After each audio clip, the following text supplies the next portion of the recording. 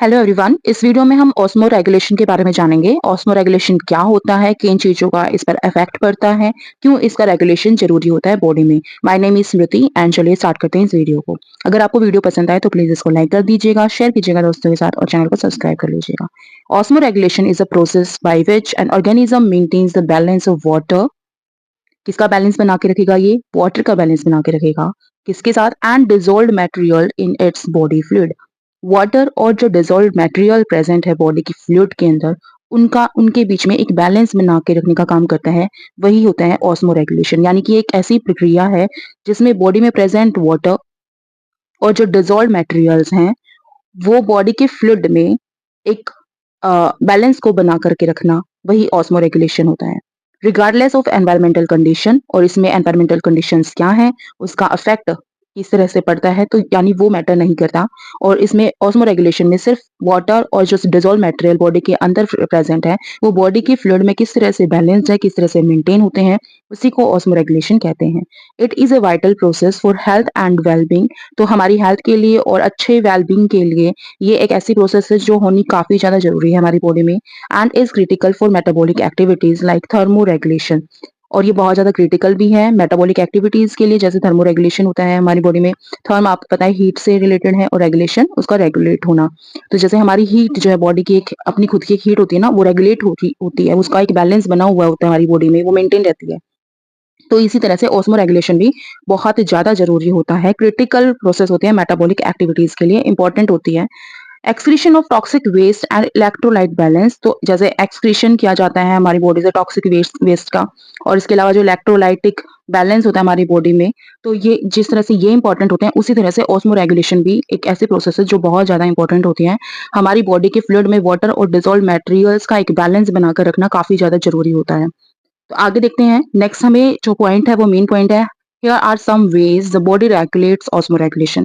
तो यहाँ पर कुछ पॉइंट्स दिए गए हैं जिनके थ्रू जो हमारी बॉडी होती है वो ऑस्मो रेगुलेशन को रेगुलेट करके रखती है, यानी वाटर और जो डिजोल्व मटेरियल हमारी बॉडी फ्लूइड के अंदर प्रेजेंट है उनके बीच एक बैलेंस बना के रखती है, उनको मेंटेन रखने का काम करती है। तो उसमें कौन कौन से हमारी बॉडी के पार्ट्स हैं या कौन कौन सी चीजें हैं, कौन कौन से वो तरीके हैं जिससे ऑस्मो रेगुलेशन जो हमारी बॉडी में बना रहता है, यानी एक बैलेंस बना रहता है डिजोल्व मटेरियल और वाटर का हमारी बॉडी के अंदर। तो फर्स्ट पॉइंट आता है हमारा, जैसे किडनी पार्ट है, तो किडनी पार्ट ऑस्मो रेगुलेशन में क्या रोल प्ले करती है वो जानते हैं। तो kidney plays a key role in osmoregulation. Kidney का भी एक अपना खुद का एक की रोल है ऑस्मो रेगुलेशन प्रोसेस में, बाय कंट्रोलिंग फ्लूइड रीएब्जॉर्प्शन, क्योंकि ये फ्लूइड को रीएब्जॉर्ब करने का काम करती है। आप सभी जानते हैं रीएब्जॉर्प्शन हमारी किडनी में देखने को मिलता है। They do this by producing anti diuretic hormone. और ये ऐसा कैसे करती है? तो इसके अंदर एक हार्मोन प्रेजेंट होता है, ये एक हार्मोन बनाती है जिसका नाम है anti diuretic hormone and aldosterone. तो ये जो हार्मोन है एल्डोस्टेरोन हुआ, और एडीएच जो है इसको एंटी डायूरेटिक हार्मोन को एडीएच के नाम से भी जानते हैं। तो ये जो हार्मोन बना के रखती है, इन्हीं की वजह से जो है ये ऑस्मो रेगुलेशन पॉसिबल होता है किडनीज की वजह से बॉडी में। एंड कंस्ट्रक्टिंग रेनल आर्टरियोल्स, ठीक है, तो ये रेनल आर्टरियोल्स को भी कंस्ट्रक्ट करने का काम करती है। किडनीज की बात हो रही है, तो किडनी भी जो हमारी बॉडी में ऑस्मो रेगुलेशन में बहुत इंपॉर्टेंट रोल प्ले करती है। ये एडीएच और एल्डोस्टेरोन जैसे हार्मोन्स प्रोड्यूस करती है, रीएब्जॉर्प्शन के थ्रू जो है कंट्रोल करके रखती है फ्लूइड को, जो आपका डिजोल्व मटेरियल कहें या वाटर कहें, तो उनके बीच में एक बैलेंस बना के रखती है, उनको मेंटेन करने का काम करती है। तो किडनी हम कह सकते हैं हमारी बॉडी का एक ऐसा पार्ट है, एक ऐसा ऑर्गन है जो हमारी बॉडी में ऑस्मो रेगुलेशन प्रोसेस में काफी इंपॉर्टेंट रोल प्ले करता है। नेक्स्ट जान लेते हैं। नेक्स्ट हमें दिया गया है ऑर्गन ब्रेन। अब ब्रेन ऑस्मो रेगुलेशन में किस तरह से वर्क कर रहा होगा जानते हैं। The brain receives and integrates information about the bodies fluid. अब हमारा ब्रेन क्या है, रिसीव करता है कुछ ऐसी इंफॉर्मेशन जो कि रिलेटेड है हमारे ब्लड बॉडी की फ्लूइड से रिलेटेड है। अब बॉडी फ्लूइड से रिलेटेड दैट मीन कि वो वाटर और जो डिजोल्व मटेरियल है उनसे रिलेटेड है, ठीक है, डायरेक्टली और इनडायरेक्टली वो उनसे रिलेटेड है। And controls reflex and behavioural mechanism that help regulate osmo regulation. और जो हमारा ब्रेन ही होता है जो कि रिफ्लेक्स को कंट्रोल करने का काम करता है, जो रिफ्लेक्स एक्शन होते हैं आप सभी जानते हैं, और जो हमारा बिहेवियरल मैकेनिज्म होता है उनके रिगार्ड्स, ठीक है, तो उनकी तरफ जो हमारा बिहेवियरल मैकेनिज्म होता है कि हमारा जो बिहेवियर रहता है हमारी बॉडी का या हमारी बॉडी के ऑर्गन्स का, किस तरह से वो जो उन पे रिएक्ट करती हैं, तो ये सारी चीजें जो है ना ब्रेन ऑर्गन भी रेगुलेट करता है, यानी कि ऑस्मो रेगुलेशन को हमारी बॉडी के अंदर। तो एक तरह से बॉडी की फ्लूइड से रिलेटेड जो इन्फॉर्मेशन है वो ब्रेन तक जाती है, ब्रेन उसको रिसीव करता है, इंटीग्रेट करता है उस इन्फॉर्मेशन को और कंट्रोल करता है रिफ्लेक्स एक्शन को और बिहेवियरल मैकेनिज्म्स को। इस तरह से ये ऑस्मो रेगुलेशन को रेगुलेट करने में हेल्पफुल रहता है। तो यहाँ पर हम सेकंड पार्ट जो है ब्रेन के बारे में भी जान चुके हैं, ऑस्मो रेगुलेशन में इसका क्या रोल है। थर्ड जानते हैं ऑस्मो रिसेप्टर्स। अब osmoreceptor directly related to osmoregulation, इनके नाम से समझ आ रहा है। Osmoreceptors detect the osmotic pressure of body's fluid.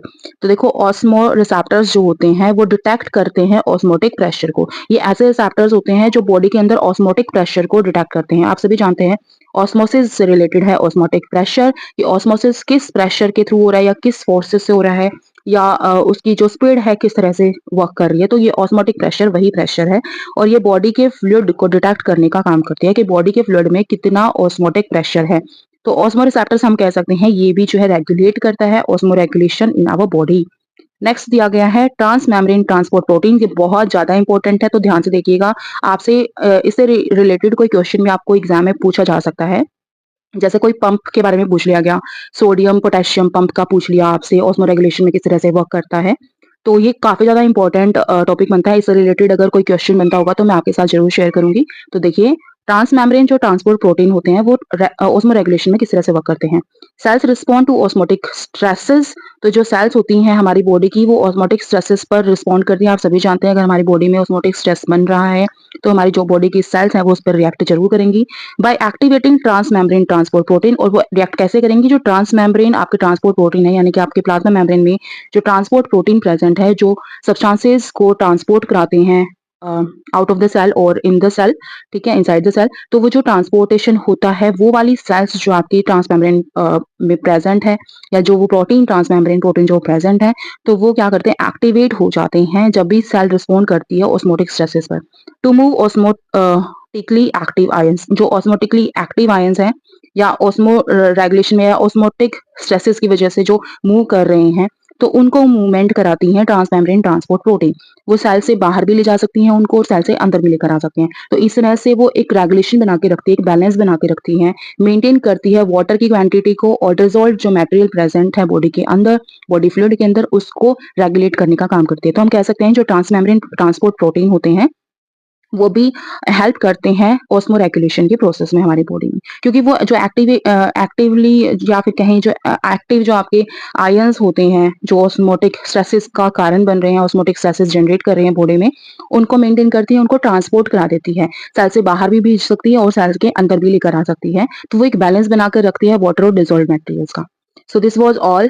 ये हमने कुछ पॉइंट्स हैं जो डिस्कस किए हैं। किडनी, ब्रेन, ऑस्मो रिसेप्टर्स जो होते हैं जो ऑस्मोटिक प्रेशर को डिटेक्ट करते हैं, बॉडी फ्लूइड को मेंटेन करते हैं। फिर हमने पढ़ा ट्रांस मेम्ब्रेन ट्रांसपोर्ट प्रोटीन जिसमें कि आपके एक्टिव आयंस को ट्रांसपोर्ट कराया जाता है through the transmembrane transport protein. तो देखिए some organisms like marine organism, जैसे मेराइन के ऑर्गेनिजम्स होते हैं, डोंट नीड रेगुलेटरी मैकेनिज्म, उनको कोई भी रेगुलेटरी मैकेनिज्म की जरूरत नहीं होती है because their cells have the same osmotic pressure as their environment. उनको क्यों नहीं होती जरूरत, क्योंकि जो उनके आसपास का जो एनवायरमेंट है उसमें भी सेम ही ऑस्मोटिक प्रेशर होता है, उनकी बॉडी के अंदर भी सेम ऑस्मोटिक प्रेशर होता है। जब तक डिफरेंसेस ना हो एनवायरमेंट में और बॉडी के प्रेशर ऑस्मोटिक प्रेशर में, तब तक कोई भी चेंजेस पॉसिबल ही नहीं होते हैं। अगर वो दोनों एक ही लेवल पर है तो वहां पर कोई भी बैलेंस, कोई भी जो है मेंटेन करने की जरूरत नहीं होती, कोई भी ऑस्मो रेगुलेशन की जरूरत नहीं होती।